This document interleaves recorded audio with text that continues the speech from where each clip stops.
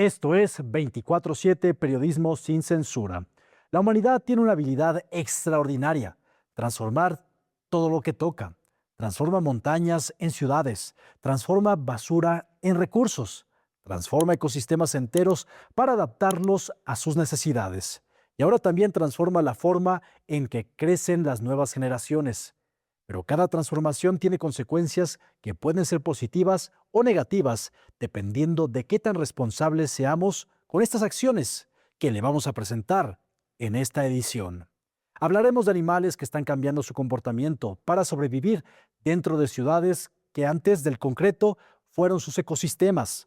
También conoceremos a la generación que pasa más tiempo frente a una pantalla que frente al mundo real, y cómo la economía circular a través del reciclaje debería ser parte de la cultura de nuestro país, si es que queremos ser una sociedad más limpia y justa con el medio ambiente.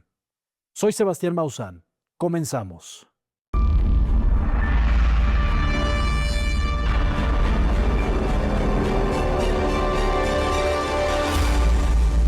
«24/7» con Sebastián Maussan. El reciclaje es una de las principales alternativas que existen para lo que consideramos basura sea un recurso útil nuevamente. Pero hay una realidad que pocos quieren admitir. Estamos produciendo residuos mucho más rápido de lo que somos capaces de recuperarlos, debido a que no todos están poniendo de su granito de arena para reciclar gran parte de los productos que aún podríamos darles una segunda, tercera o múltiples oportunidades para reutilizarlos. Y mientras el consumo se acelera, hay personas que dedican su vida a rescatar lo que el resto decide desechar.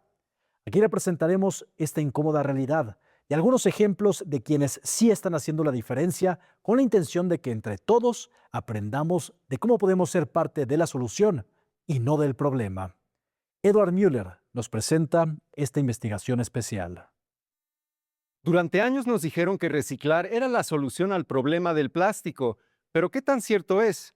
A través de la historia de América López Arévalo, una verdadera heroína sin capa que ha dedicado más de 50 años a separar residuos, conoceremos por qué el reciclaje sigue siendo indispensable, pero también por qué el desafío va mucho más allá del esfuerzo de una sola persona.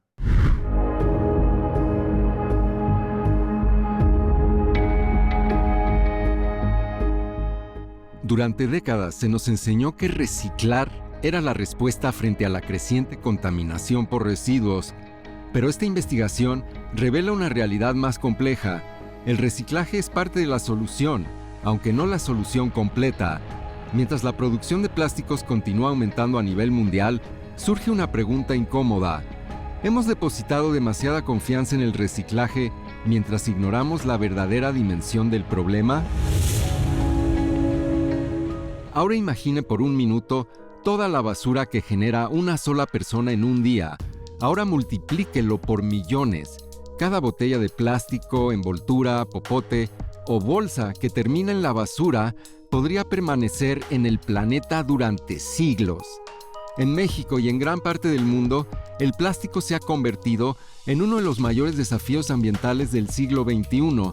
Aunque muchos productos son desechados en cuestión de minutos, su impacto puede durar generaciones. La pregunta inevitable es, ¿realmente estamos reciclando lo suficiente?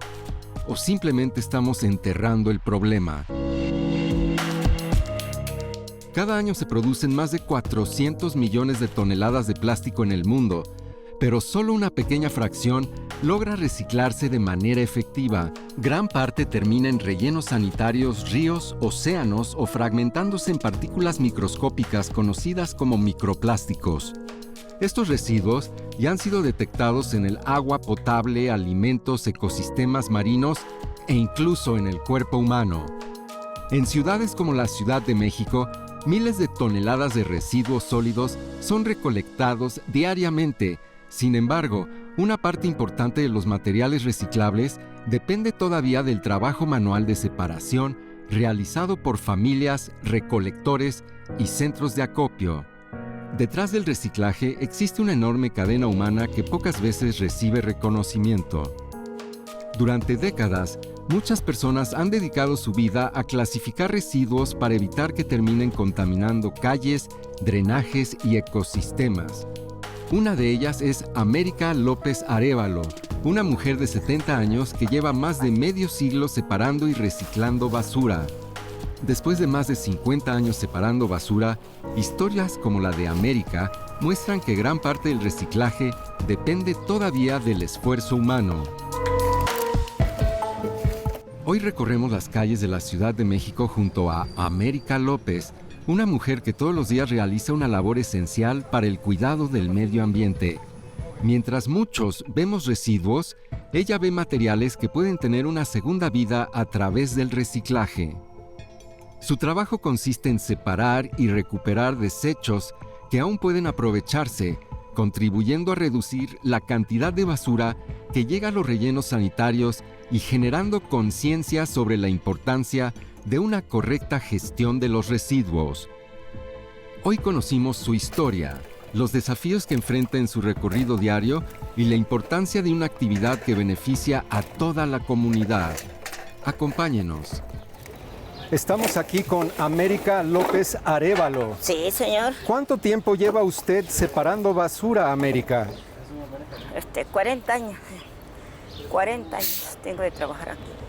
¿Y qué fue lo que la inspiró a empezar Mire, con este oficio? Yo me quedé sola con mi hijo cuando yo dejé a mi esposo de 2 años. Yo vivía en Jamaica con una tía mía. Entonces yo empecé a buscar trabajo con mi niño en los brazos. Entonces se me ocurrió ir por Tepito. Pero aunque el trabajo de personas como América es invaluable, muchos especialistas advierten que el verdadero desafío va mucho más allá del esfuerzo individual. La pregunta es inevitable. ¿Qué ocurre cuando la cantidad de plástico que producimos supera nuestra capacidad para recuperarlo? Para comprender qué es lo que ocurre después de que depositamos una botella o un envase en el lugar correcto, buscamos la perspectiva de quienes trabajan todos los días procesando estos materiales. Como América, miles de personas han convertido el reciclaje en una labor cotidiana, muchas veces impulsadas por necesidad económica, pero también por conciencia ambiental. Después de escuchar a quienes separan residuos en las calles y a quienes los procesan en plantas especializadas, queda claro que no existe una solución única. El futuro dependerá tanto de decisiones industriales y gubernamentales como de los hábitos que millones de personas adoptamos todos los días desde casa. El plástico revolucionó la industria moderna por ser barato, ligero y resistente. Sin embargo, esas mismas propiedades son las que hoy representan un problema ambiental global. Algunos plásticos pueden tardar entre 100 y 500 años en degradarse completamente. Además, cuando se fragmentan, generan microplásticos invisibles que pueden viajar por el aire, el agua y la cadena alimenticia. Investigaciones recientes han detectado microplásticos en peces, sal de mar, agua embotellada e incluso en tejidos humanos, lo que ha despertado preocupación sobre sus posibles efectos en la salud. A nivel ambiental, los océanos reciben millones de toneladas de plástico cada año. Tortugas, aves y mamíferos marinos quedan atrapados o ingieren residuos que confunden con alimento. Pero el problema no termina en el océano. En las grandes ciudades, gran parte del plástico también bloquea drenajes, agrava inundaciones y deteriora los sistemas urbanos. Especialistas consideran que la solución requiere una combinación de reducción en el consumo, reutilización de materiales, innovación industrial y mejores sistemas de reciclaje. Actualmente, algunos países han comenzado a restringir bolsas, popotes y plásticos de un solo uso, mientras empresas desarrollan alternativas biodegradables o empaques reutilizables. Sin embargo, organizaciones ambientales advierten que los cambios aún son insuficientes frente al ritmo actual de producción global. En México, miles de toneladas de PET son recuperadas cada año gracias a centros de acopio y redes de reciclaje urbano.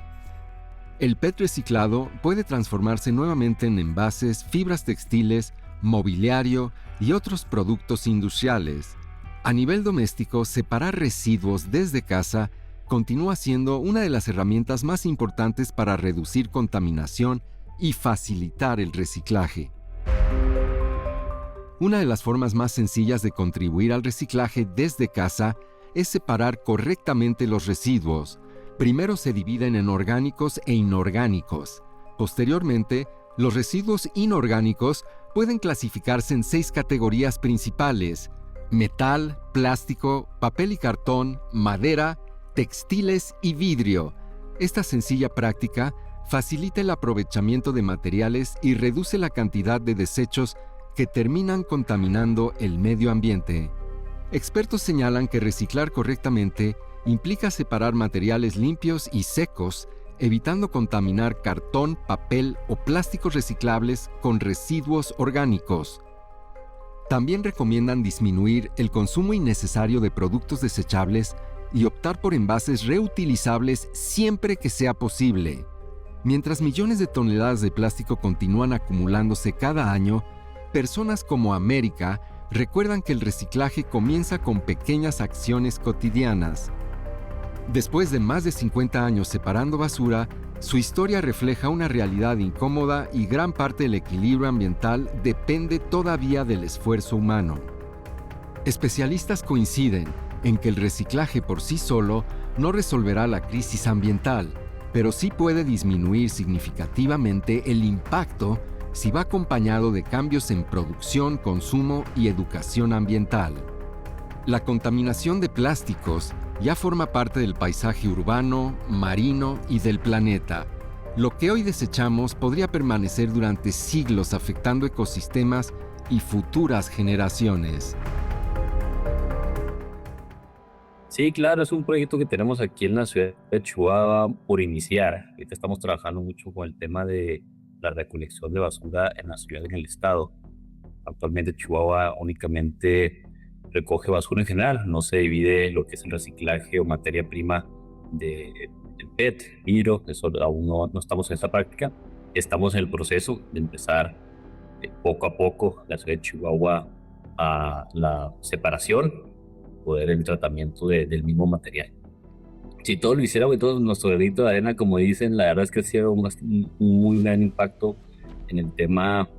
Como te comento, a lo mejor no es la solución final para los problemas que tenemos en el medio ambiente, pero sí es un buen paso, un buen hábito que va a que le siguen mejores hábitos para que todos seamos conscientes, como comentas, de la mejora del medio ambiente. Entonces, muy importante el número 1, el tema de qué hacemos con nuestra basura, darle más vida al relleno sanitario y aparte utilizar ese material que ahora no está en el relleno sanitario, que se le dé una nueva vida. Estamos hablando, por ejemplo, estás construyendo un relleno sanitario, una planta recicladora, de la planta recicladora las haces, las subes en pallets y el pallet se va a un flete, ya sea a Querétaro, al centro del país, a Estados Unidos, al extranjero, donde ahí se trata, una planta especializada trata, hace otro material y el ciclo empieza de nuevo, se distribuye nuevamente en un flete hacia Estados Unidos, al extranjero, y vuelve a México como ya un producto final y empieza otra vez una vida. Entonces es un proceso bastante padre poder ver el ciclo desde el material que se recolecta, se procesa, se limpia, se manda, se vuelve a hacer otro ciclo, otro producto y vuelve a México, y todo eso que estamos platicando genera empleos, genera oportunidades. Entonces es algo que nos beneficia a todos. No, claro, y me encanta, muchas gracias por mencionar eso. La verdad es que sí es un tema que la gente no se da cuenta del trabajo que hacen, y es una palabra, yo sí le digo superhéroes. Es un trabajo de superhéroes, la verdad. Está recolectando tambos, contenedores, basura. Este es un trabajo de 365 días del año. Es un trabajo muy arduo, es un labor muy difícil, y lo hacen, y lo que la gente no se da cuenta, lo hacen con el sol, con lluvia, con viento, con frío, independientemente, porque es un tema no solamente de basura, es un tema de sanidad. Que el camión de la basura no pase una semana por la colonia o por el negocio, y es un tema de sanidad, de higiene, la verdad. Y es impresionante, y lo digo, superhéroes, los horarios que manejan. Hay municipios, ciudades, estados que empiezan desde las 2 de la mañana laborando, otros a medianoche, otros durante las horas pico del día. La verdad es que sí, es la labor, yo creo, de raíz. Son los superhéroes, son los que harían todo esto que comentamos, los proyectos de separación de basura, de separación de residuos, reciclado. De ahí empieza. Y la verdad sí es una distinción de su trabajo y se les felicita, son los superhéroes, la verdad. Sin embargo, todavía existen alternativas para reducir el daño ambiental. Separar residuos, reutilizar materiales y disminuir el consumo de plásticos desechables son acciones que, multiplicadas por millones de personas, podrían marcar una diferencia significativa. El futuro del planeta no depende únicamente de gobiernos o industrias, también depende de hábitos cotidianos que comienzan en casa. La historia de América demuestra que incluso una sola persona puede dedicar toda una vida a evitar que toneladas de residuos terminen contaminando el medio ambiente. Esta investigación revela que el reciclaje sí importa, pero no puede cargar solo con el peso de una crisis global. La verdadera solución comienza mucho antes del bote de basura, en las decisiones de diseño, en las políticas públicas, en la responsabilidad de las industrias y en los hábitos cotidianos de millones de personas. Esta responsabilidad comienza con uno y comienza en casa. Reducir lo que consumimos, reutilizar lo que sea posible y reciclar correctamente aquello que no podamos evitar. Porque el futuro del planeta depende de las decisiones que tomemos hoy, actuando hoy para un mejor mañana. Mientras sigamos consumiendo como si los recursos fueran infinitos, la montaña de residuos continuará creciendo, a menos de que pongamos de nuestra parte para separar y reciclar correctamente lo que antes considerábamos basura. En verdad, piénselo.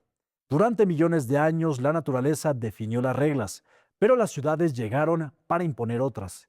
El concreto sustituyó bosques, la luz borró la oscuridad, el ruido ocupó el silencio y ahora miles de especies están cambiando sus hábitos para poder coexistir con nosotros.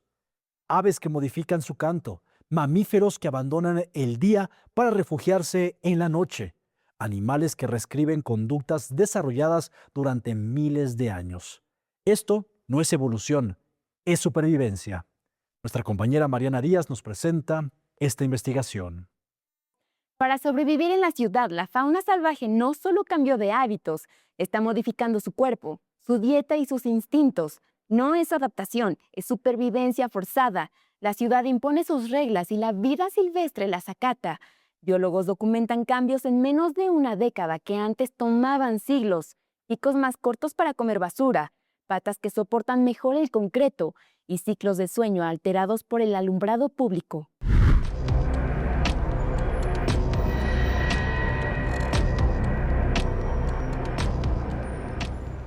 El asfalto que arde, la luz que nunca se apaga y el ruido incesante de la ciudad han transformado radicalmente los hábitos de la fauna salvaje urbana para sobrevivir.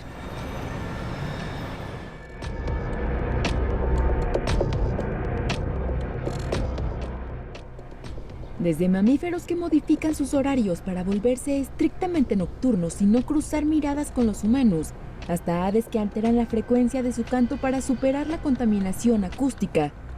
La vida silvestre está reescribiendo sus patrones de conducta, dieta, anatomía, sus instintos y comportamiento. No es adaptación, es resistencia.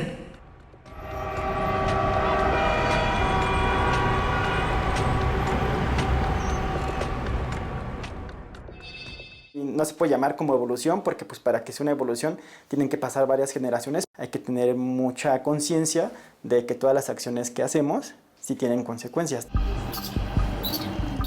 Mientras realizamos nuestra rutina urbana, la fauna salvaje lucha en nuestras calles. Algunos informes afirman que el estrés urbano afecta a los animales desde que están en el huevo o en el vientre materno. Investigaciones de la Universidad de California afirmaron que especies completamente distintas en continentes diferentes, están empezando a comportarse de la misma manera debido a las metrópolis. Los coyotes en Norteamérica se volvieron estrictamente nocturnos para evitar humanos y aprendieron a mirar en ambos lados antes de cruzar avenidas.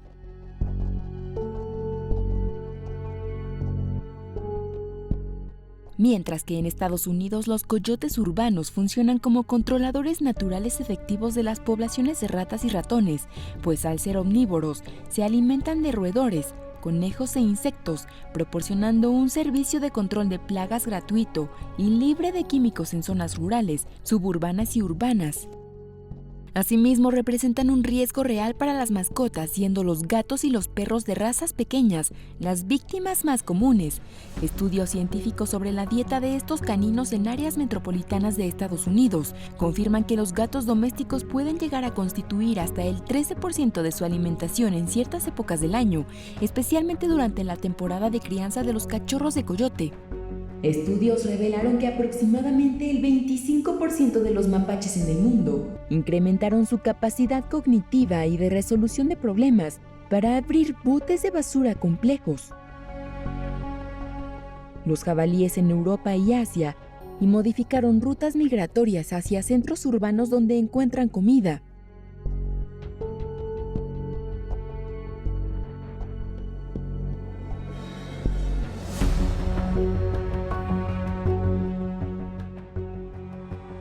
Las ciudades, pese a sus diferencias culturales, comparten condiciones muy similares: ruido constante, luz artificial, temperaturas más altas y una disponibilidad regular de alimento. Al acostumbrarse al alimento accesible como la basura de comida ultraprocesada, los depredadores urbanos están olvidando cómo cazar o recolectar en entornos salvajes. Si fueran devueltos a la naturaleza, algunos ya no sabrían cómo sobrevivir. En destinos turísticos de Asia y Latinoamérica, especies de osos, monos e incluso elefantes han sustituido su búsqueda de plantas, frutos o insectos por la exploración de basureros abiertos. Esto ha destacado problemas de obesidad animal, diabetes y obstrucciones estomacales fatales debido a la ingesta accidental de empaques plásticos.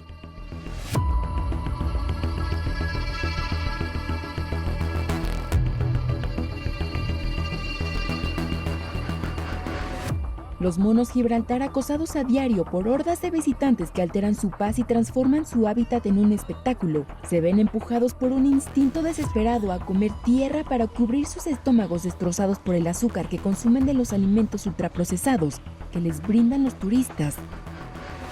Los científicos registraron que los monos ingieren la tierra apenas entre 6 y 48 minutos después de haber robado o recibido alimentos humanos como helados, pan o galletas. Durante el verano, cuando el turismo masivo satura el peñón, la frecuencia de este consumo aumenta hasta un 40% debido a la enorme cantidad de comida chatarra disponible.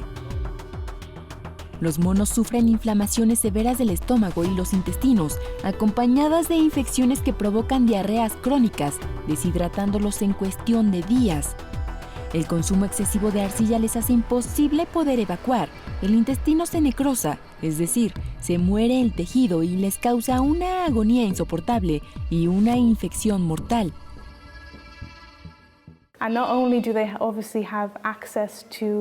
No solo tienen acceso a la vegetación natural, sino que también a la alimentación humana y la disponibilidad de alimentos por parte de los turistas, lo que hace que coman tierra por estos alimentos con alto contenido calórico y azucarado, lo que es perjudicial para su salud. Otro fenómeno que empieza a preocupar es la desaparición de conductas aprendidas, pues la transformación no se limita solo a la búsqueda de alimento, sino que altera su comunicación animal. Para que sus mensajes no queden sepultados bajo el ruido del tráfico, las aves urbanas han comenzado a cantar en frecuencias más agudas o han trasladado sus melodías a las horas de la noche.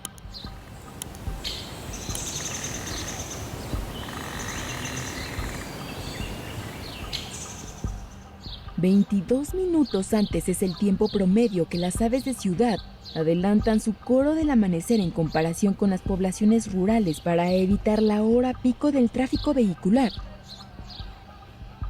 Asimismo, presionados por la contaminación y el calor extremo, se está documentando el encogimiento físico de insectos y ciertos artrópodos como los abejorros y mosquitos, ya que los climas áridos y calientes favorecen a tamaños metabólicos más pequeños. En la Ciudad de México, debido al aumento del calor y humedad, se han reportado un notable crecimiento en el abastecimiento de alacranes que huyen de sus refugios inundados. Además, los animales a nivel mundial están desarrollando mecanismos de automedicación para sobrevivir en las ciudades. En el asfalto de la capital mexicana, aves urbanas como los gorriones y pinzones recolectan activamente colillas de cigarrillo para revestir sus nidos, aprovechando la toxicidad residual de la nicotina como un insecticida casero que ahuyenta a los ácaros y parásitos de sus crías. El gorrión ya no busca el aroma del tomillo ni las fibras de la hierba fresca para tejer la cuna de sus hijos. Entre las grietas de las banquetas recoge el filtro abandonado, el cilindro impregnado de nicotina.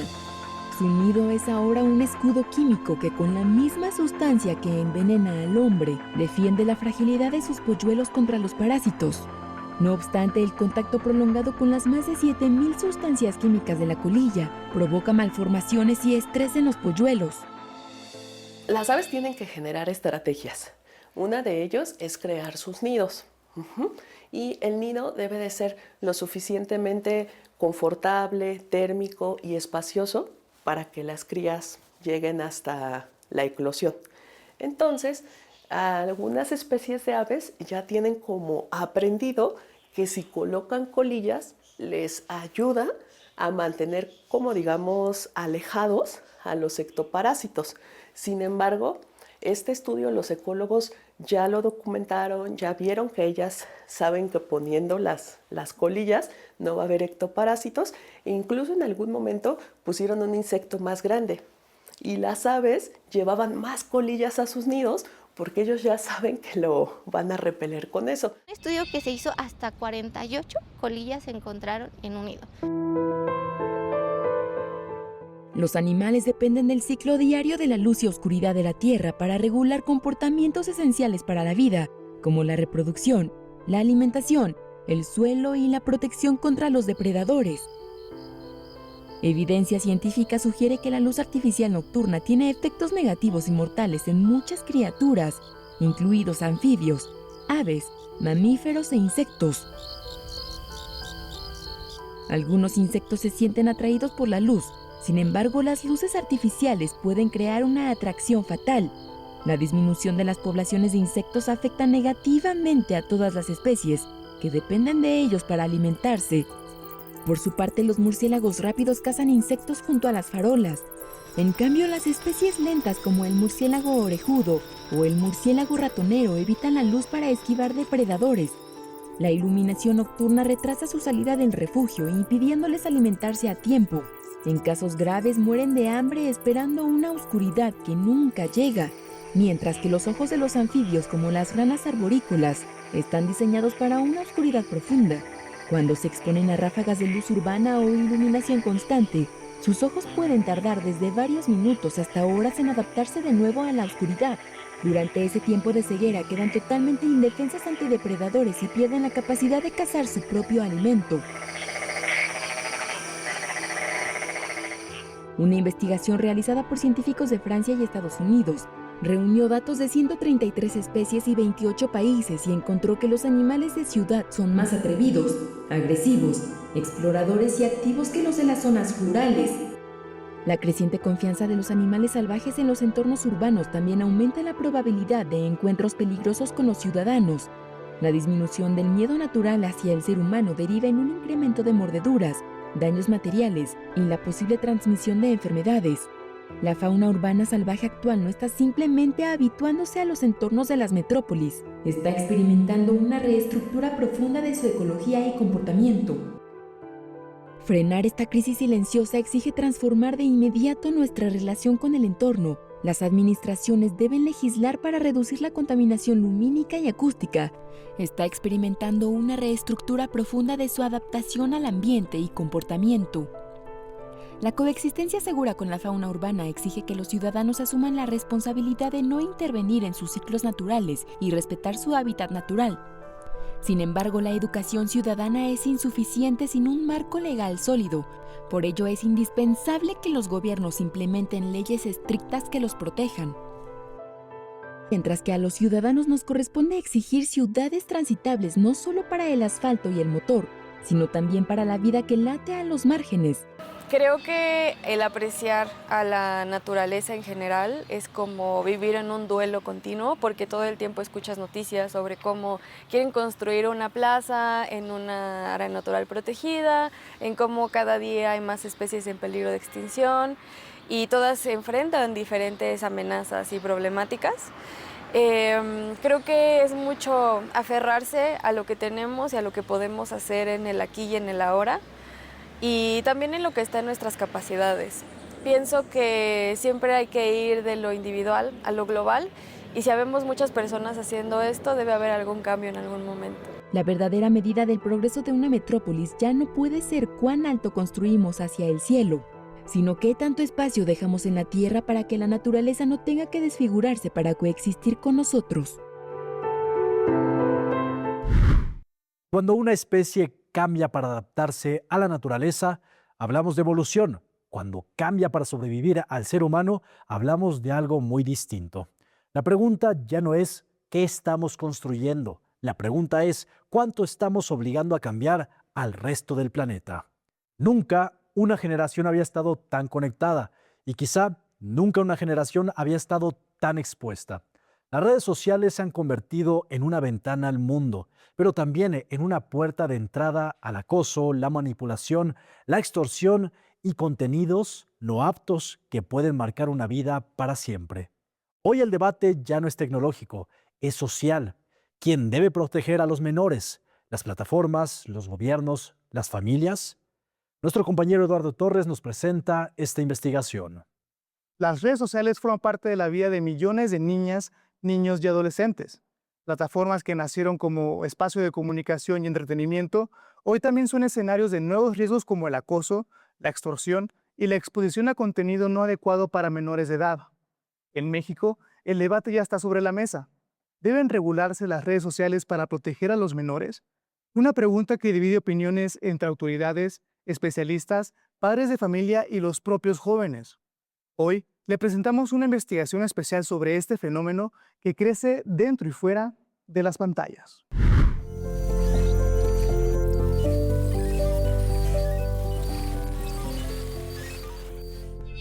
Un mensaje desconocido, una fotografía compartida sin permiso, una amenaza que aparece en la pantalla de tu celular o una conversación que comienza con un juego y termina con una extorsión. Las redes sociales forman parte de la vida cotidiana de millones de niñas, niños y adolescentes. Ahí estudian, se entienden y hacen amigos. Pero detrás de cada perfil también pueden esconderse riesgos, acoso, delincuentes, contenido violento y situaciones que muchas veces pasan desapercibidas. En México, 1 de cada 4 adolescentes ha sufrido alguna forma de ciberacoso, de acuerdo con organismos de derechos humanos y UNICEF.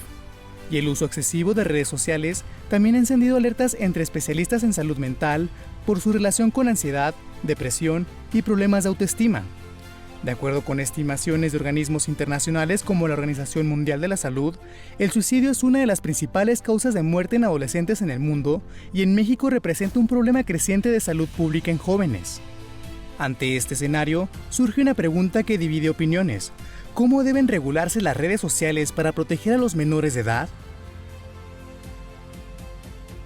México busca regular el uso de redes sociales para menores de 15 años. La propuesta surge ante el aumento de casos de acoso, extorsión y riesgos digitales que enfrentan niñas, niños y adolescentes, así como los efectos en su salud mental.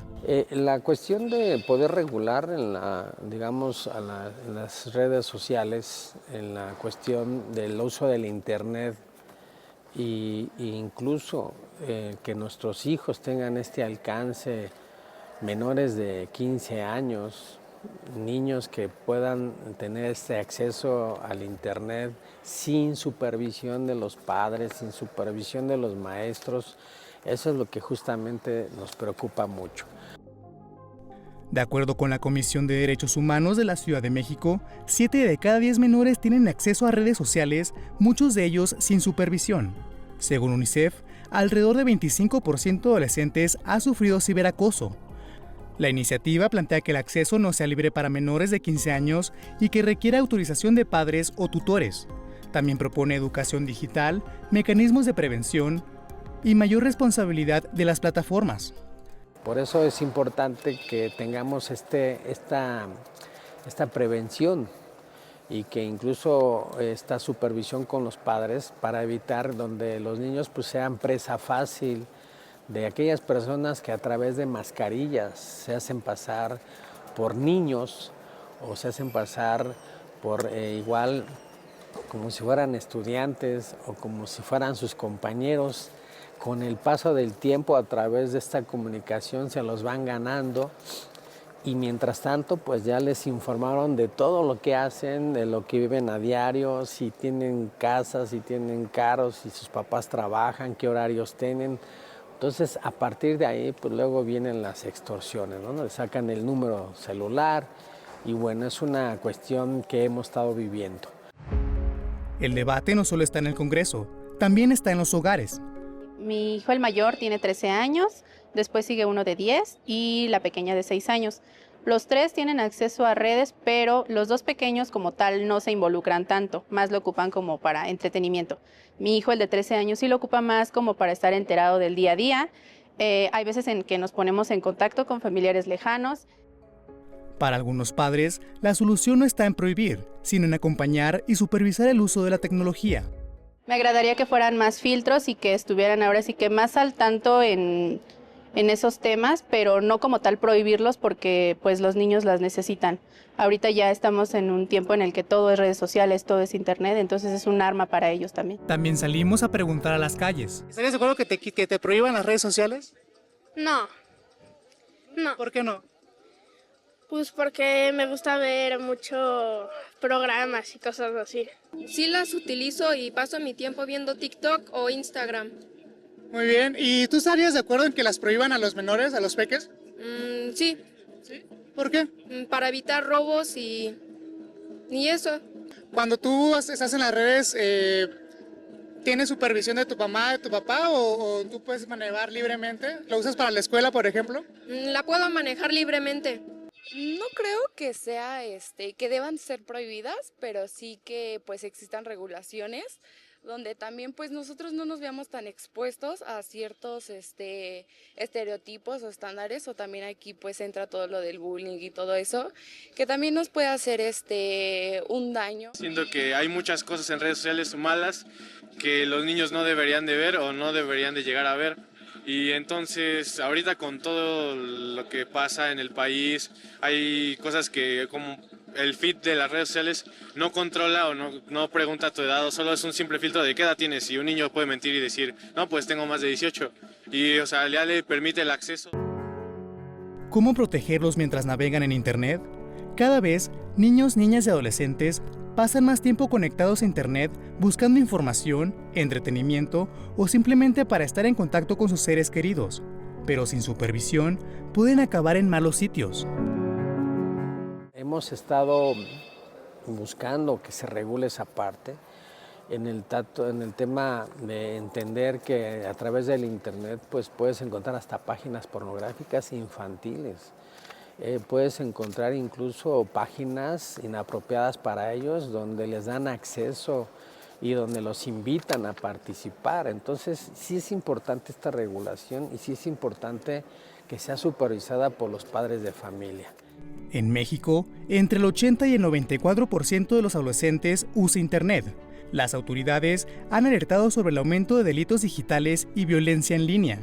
Tenemos que entender como sociedad que los niños y los adolescentes al día de hoy nacieron y crecieron con eso. O sea, es algo que forma parte de su vida, ¿no? Actualmente. Cosa que a lo mejor en otras generaciones no era de esta manera. El efecto que tienen la tecnología actualmente en niños y adolescentes puede tener como una repercusión genuinamente hacia el comportamiento, hacia la propia percepción y a la construcción de identidad que tienen desde niños y sobre todo en adolescentes. Entonces, no se trata realmente de prohibirles o entonces de quitárselo. Creo que como adultos tenemos que comprender que así como lo necesitan, necesitamos como dosificar los recursos y estar como súper alerta a la repercusión psicológica y de comportamiento que puede tener en ellos. Se pueden dañar más de una cosa. Que nos encontremos, por ejemplo, con ansiedad, con depresión, ¿no? Con entonces estos cambios drásticos de humor, de sentimientos, de vergüenza, ¿no? O sea, depresión, no depresión, o sea, sí también la depresión, pero depresión, de sentirse como constantemente queriendo ser vistos, ver a otras personas y sentirse presionados, ¿no?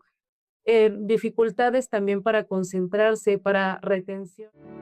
La clave es la comunicación familiar y la supervisión sin juzgar.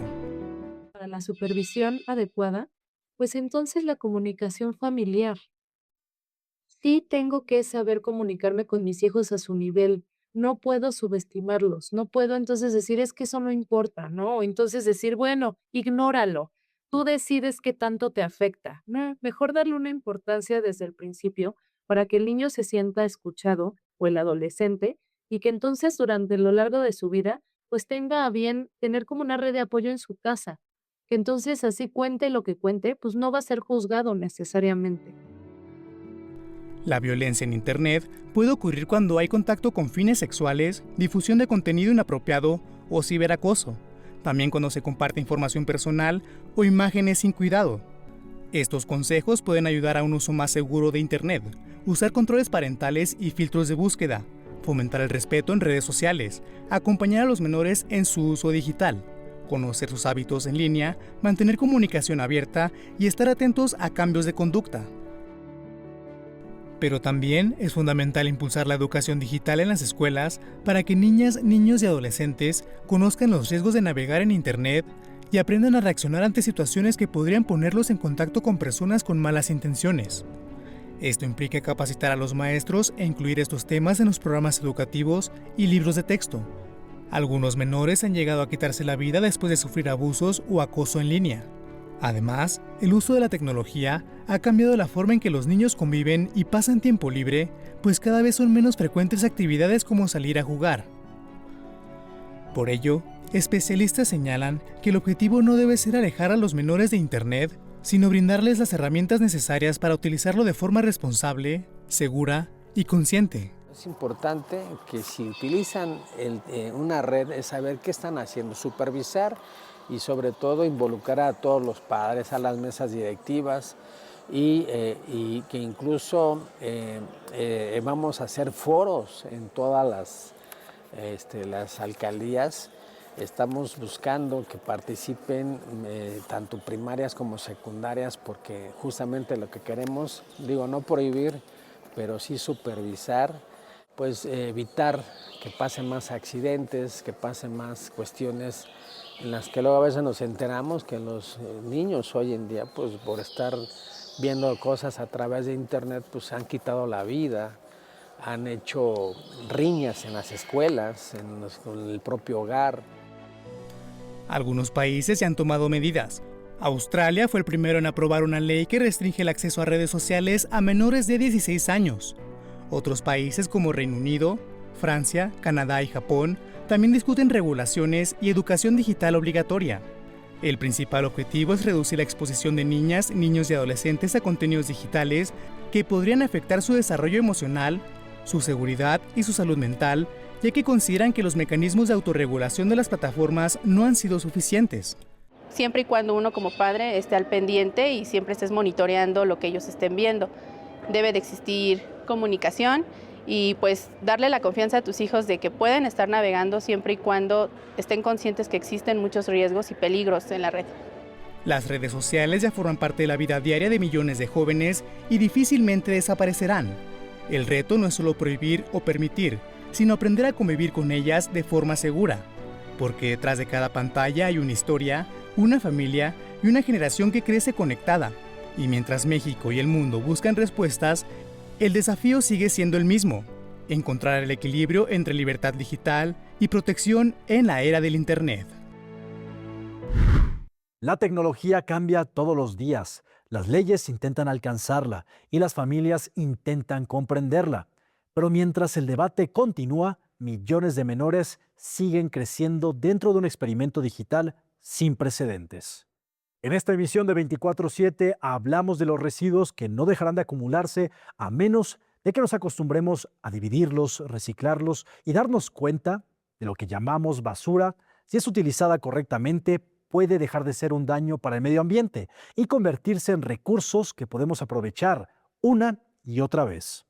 También hablamos de animales obligados a modificar su comportamiento para sobrevivir a nuestras ciudades y de una generación que aprende a relacionarse con el mundo a través de las pantallas. 3 historias que parecen independientes, pero que en realidad hablan de lo mismo, del impacto de la presencia humana, porque donde llegamos transformamos el paisaje, los ecosistemas, transformamos la manera de vivir y ahora también la manera de pensar. La verdadera pregunta no es cuánto está cambiando el planeta. La verdadera pregunta es si somos capaces de reconocer que muchas de esas transformaciones llevan nuestra firma y dependerá de nosotros el destino del mundo que queramos tener para el mañana. Soy Sebastián Maussan.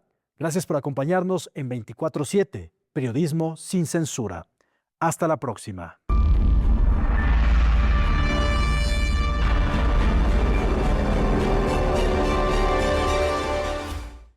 Encuentra todos los programas de Maussan Televisión en YouTube. Únete a nuestros nuevos canales: Misterio, Descubrimiento, Bienestar, Medio Ambiente y, por supuesto, sintoniza nuestra señal en vivo las 24 horas del día.